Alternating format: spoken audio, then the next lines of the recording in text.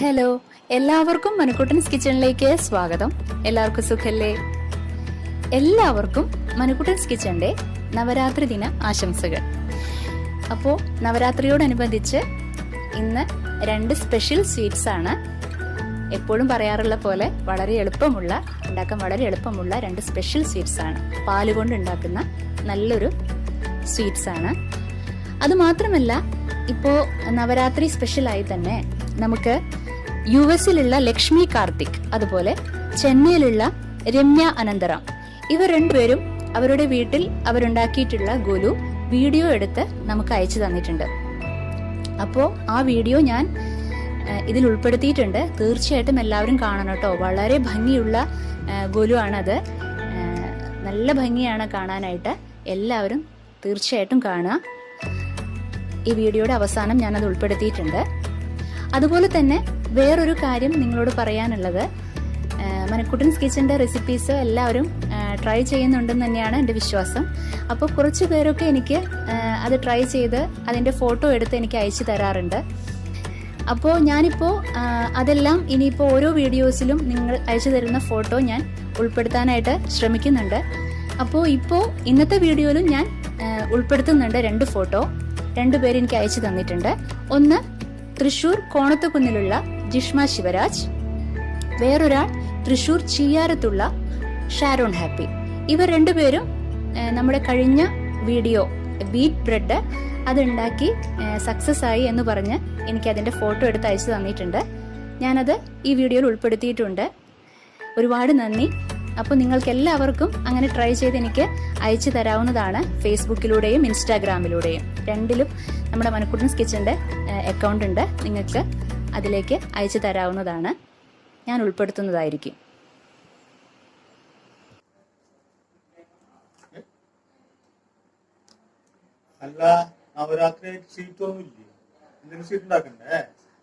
Sweet ഉണ്ടാക്കണം. പാലുകൊണ്ടുള്ള സ്വീറ്റാ?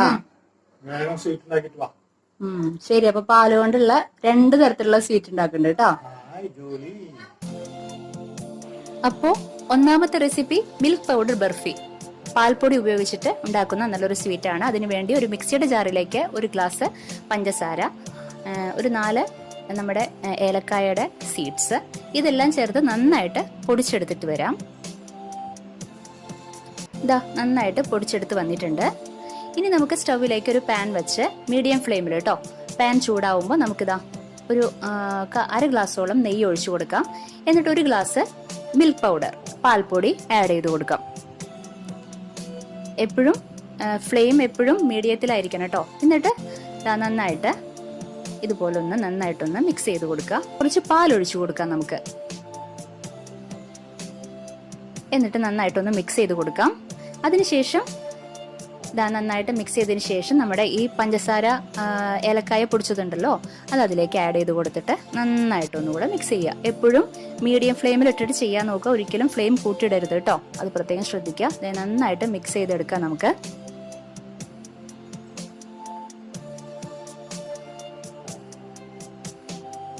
ഇനി flame off ചെയ്തു. ഇനി ഒരു പാത്രം എടുത്തിട്ട് അതിൽ നന്നായിട്ട് നമുക്ക് ഗീ, അതായത് നെയ്യ് അപ്ലൈ ചെയ്ത് കൊടുത്തിട്ട് ഇത് അതിലേക്ക് നമുക്ക് സെറ്റ് ആവാൻ വേണ്ടിയിട്ട് വെക്കാം. അതിൻ്റെ മേലെ നമുക്ക് ഇത് ബദാമാണ്, ക്രഷ് ചെയ്ത് വെച്ചിരിക്കുന്നതാണ്, അത് ആഡ് ചെയ്ത് കൊടുക്കാം. എന്നിട്ടൊരു 10 മിനിറ്റ് നമുക്ക് ഫ്രിഡ്ജിൽ വെച്ചെടുക്കാം. വേഗം സെറ്റായി കിട്ടും കേട്ടോ.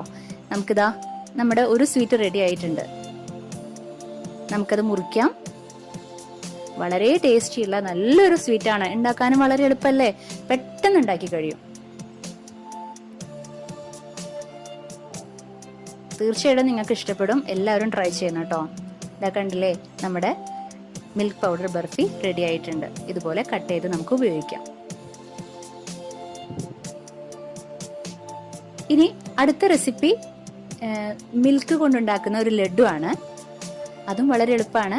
അതിന് വേണ്ടിയിട്ട് വീണ്ടും പഞ്ചസാരയും ഏലക്കായും ഇതുപോലെ തന്നെ പൊടിച്ചെടുക്കുക.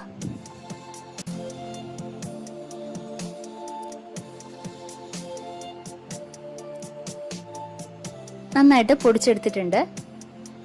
ഇനി നമുക്ക് ഫ്ലെയിം ഓൺ ചെയ്ത് പാൻ വെച്ച് അതിലേക്ക് നമുക്ക് 1 ലിറ്റർ പാലാണ് ഞാൻ എടുത്തിരിക്കുന്നത്. അത് നല്ല ക്രീം മിൽക്ക് ആയിരിക്കണം കേട്ടോ. നല്ല കട്ടിയുള്ള പാലായിരിക്കണം, ഒരിക്കലും വെള്ളം ചേർക്കരുത്.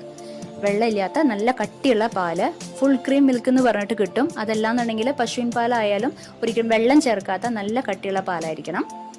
അതെടുത്തിട്ട് നമുക്ക് മീഡിയം ഫ്ലെയിമിൽ നന്നായിട്ട് പാല് നന്നായിട്ട് കുക്ക് ചെയ്യുക. അതിൻ്റെതാ ആ പാൽപ്പാടയെല്ലാം ഇതുപോലെ വരും, നന്നായിട്ട് കുറുകി വരും പാല്. നിങ്ങൾക്കത് ശ്രദ്ധിച്ചു കഴിഞ്ഞാൽ മനസ്സിലാവും. ഒരിക്കലും നമ്മൾ കൈ വിടാണ്ട് തന്നെ ഇളക്കണം കേട്ടോ, കൈ വിടരുത്, ഇളക്കിക്കൊണ്ട് തന്നെ ഇരിക്കണം. ഒരു 40 മിനിറ്റോളം ഞാൻ ഇതുപോലെ ആവാനായിട്ട് സമയമെടുത്തു എനിക്ക്. പാല് നന്നായിട്ട് കുറുകി വരണം. ഈ ഒരു പരുവം വരുമ്പോൾ നമുക്ക് കുറച്ച് നെയ്യ് അതിലേക്ക് ഒഴിച്ചു കൊടുക്കാം. അത് വിട്ട് കിട്ടുന്നതിന് വേണ്ടിയിട്ടാണ് നെയ്യ് ഒഴിക്കുന്നത്, മാത്രമല്ല നല്ലൊരു ടേസ്റ്റ് കിട്ടുന്നതിന് വേണ്ടിയിട്ടും. ഇതുപോലെ ആവും. ഫുൾ ക്രീം മിൽക്ക് തന്നെ എടുക്കണം കേട്ടോ, ഫുൾ ക്രീം ആയിട്ടുള്ള പാലെടുക്കണം. ഇത് പഞ്ചസാരയും ഏലക്കായും പൊടിച്ചതാണ്. ഈ ഒരു പരുവം വരുമ്പോഴാണ് നമ്മൾ അതിലേക്ക് ആഡ് ചെയ്ത് കൊടുക്കേണ്ടത്. എന്നിട്ട് നന്നായിട്ടൊന്ന് മിക്സ് ചെയ്യുക. മീഡിയം ഫ്ലെയിമിൽ ഇട്ടിട്ട് മാത്രം കുക്ക് ചെയ്യുക, ഒരിക്കലും ഫ്ലെയിം കൂട്ടിയിടാൻ പാടില്ല കേട്ടോ. കൂട്ടിയിട്ടിട്ടുണ്ടെങ്കിൽ അത് കരിഞ്ഞു പോവും പെട്ടെന്ന്, പാലാണ്, അത് ശ്രദ്ധിക്കാം. കുറച്ചുകൂടെ നെയ്യ് ആഡ് ചെയ്ത് കൊടുക്കാം, അത് നന്നായിട്ട് വിട്ട് കിട്ടും. അപ്പോൾ നന്നായിട്ട് നല്ല ഒന്നുകൂടെ കട്ടിയായിട്ട് കിട്ടും നമുക്ക്. കണ്ടില്ലേ, നിങ്ങൾക്ക് ചേഞ്ച് മനസ്സിലാവുന്നുണ്ടെന്ന് വിചാരിക്കണു. റെഡി ആയിട്ടുണ്ട്. കുറച്ച് തണുത്തതിന് ശേഷം നമുക്കത് ഉരുളകളാക്കിയിട്ട് എടുക്കാം. ചൂടാറിയതിന് ശേഷം ചെയ്താൽ മതി കേട്ടോ. ഇതുപോലെ ഉരുളകളാക്കിയിട്ട് അതിന്റെ മേലെ നിങ്ങൾക്ക് ഒരു പിസ്തയോ അതല്ല എന്നുണ്ടെങ്കിൽ ഏതെങ്കിലും ഒരു ഡ്രൈ ഫ്രൂട്ട്സ്, ഞാനിപ്പോൾ ഇതിൽ ഉണക്കുമുന്തിരിയാണ് വെച്ച് കൊടുക്കുന്നത്. പിസ്തയാണെങ്കിൽ പിസ്തയോ അതല്ല എന്നുണ്ടെങ്കിൽ കാഷ്യൂനട്ടോ അണ്ടിപ്പരിപ്പോ എന്ത് വേണമെങ്കിലും നിങ്ങൾക്ക് വെച്ച് കൊടുക്കാം. ഇതും വളരെ എളുപ്പമല്ലേ ഉണ്ടാക്കാനായിട്ട്. ഇതിന് കുറച്ചു നേരം നമ്മൾ ഒന്ന് നിന്ന് ഇളക്കിക്കൊണ്ടിരിക്കണം, മിക്സ് ചെയ്തുകൊണ്ടിരിക്കണം. അധികം ഇൻഗ്രീഡിയൻസ് ഒന്നുമില്ല.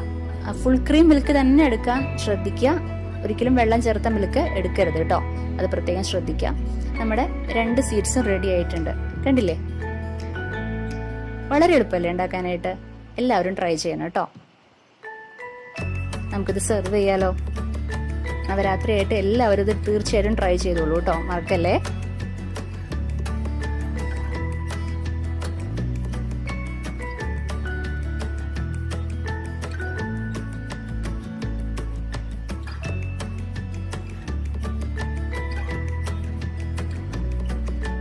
എല്ലാവർക്കും ഞങ്ങളുടെ നവരാത്രി ആശംസകൾ.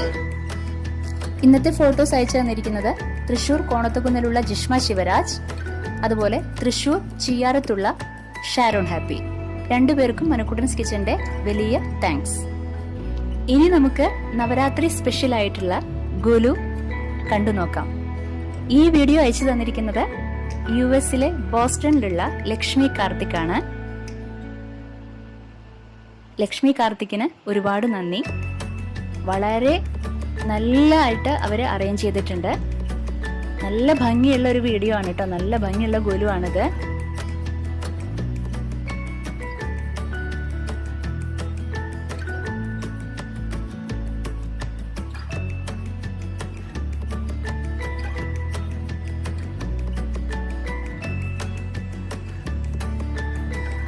എന്തു ഭംഗിയായിട്ട് അവർ അറേഞ്ച് ചെയ്തിരിക്കുന്നല്ലേ.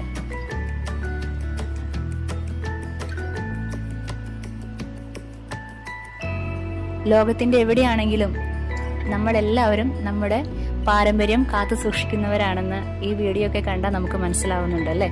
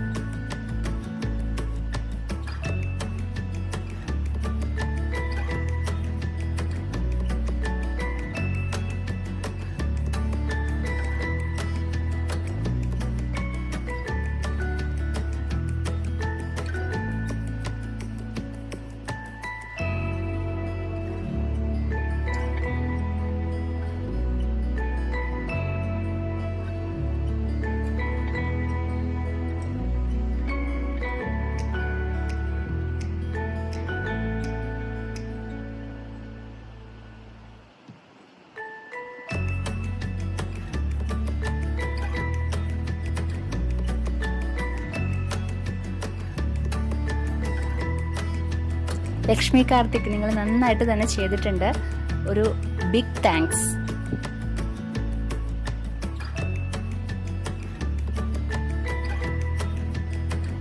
എന്ത് ഭംഗിയായിട്ടാ ചെയ്തിരിക്കുന്നത് അല്ലേ? എന്ത് ഭംഗിയാ കാണാനായിട്ട്.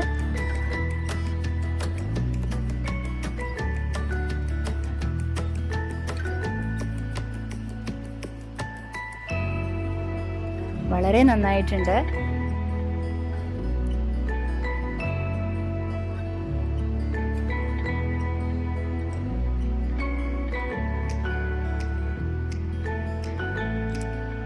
ഇനി ഈ വീഡിയോ നമുക്ക് അയച്ചു തന്നിരിക്കുന്നത് ചെന്നൈയിലുള്ള രമ്യ അനന്തറാമാണ്. രമ്യയും വളരെ നന്നായിട്ട് തന്നെ ഗോലു അറേഞ്ച് ചെയ്തിട്ടുണ്ട്. കണ്ടില്ലേ, എല്ലാ വർഷവും ഇവര് ബ്രാഹ്മിൺസ് എല്ലാ വർഷവും ഗോലു വെക്കൂലോ, നവരാത്രി 9 ദിവസവും ഗോലു വെക്കുന്നുണ്ട്.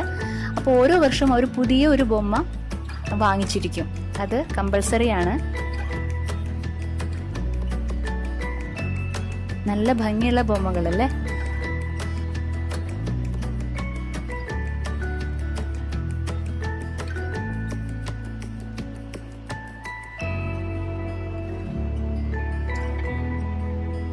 രമ്യ നല്ല ഭംഗിയായിട്ട് തന്നെ അറേഞ്ച് ചെയ്തിട്ടുണ്ട്.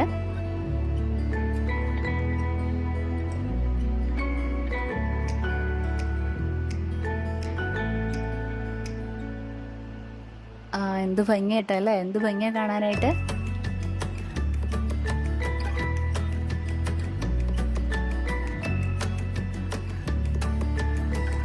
അപ്പോൾ രമ്യയ്ക്കും ഞങ്ങളുടെ വലിയ ഒരു നന്ദി രേഖപ്പെടുത്തുന്നു.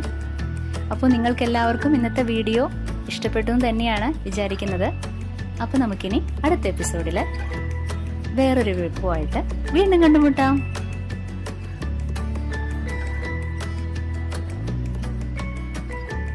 Okay, bye, thank U.